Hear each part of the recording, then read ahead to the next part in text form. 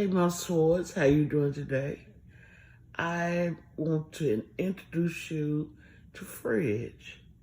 I am so proud of him. It's like being back here. Man, it's different, man. You know? Calvin Bryant's old Edge Hill neighborhood has seen a lot of changes. But then again, so has Calvin. Just me committing a crime inside these housing projects and then coming back to rebuild my community is something special. 16 years ago, right here, Calvin, a high school football star who also played for TSU, sold drugs to a police informant. Because a library sat less than 1,000 feet away, he was charged under the drug-free school zone law.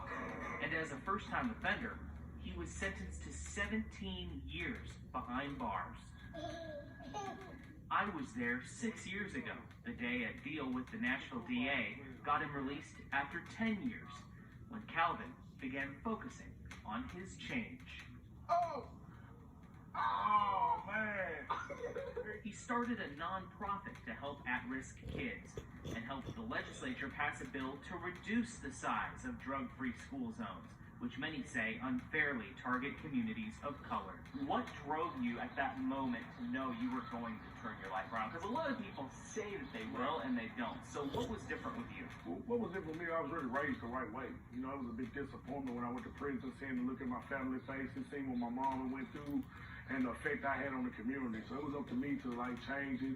And I was put in a position to turn my mess into a message. Now, Calvin has written a book as an inspiration for others called Both Sides of the Story. The story I wanted to tell was my family, how I was raised, being a football star, beating the odds, getting out of prison, and help changing the law that landed me in prison. A story worth telling. Y'all coming out, that's a great thing. What Dudes Channel 5 does, just spreading positive news. So we see so much negative news, especially in these areas, to let people know that there is somebody that can do this. And who knows what's next? Amen. Oh, man. I never thought I'd write a book, man. So, you know, now, I mean, it put me in a position to expand my mind to maybe even a movie one day. You know, when I look at these kids around here, it's important that they know who Calvin Bryant is.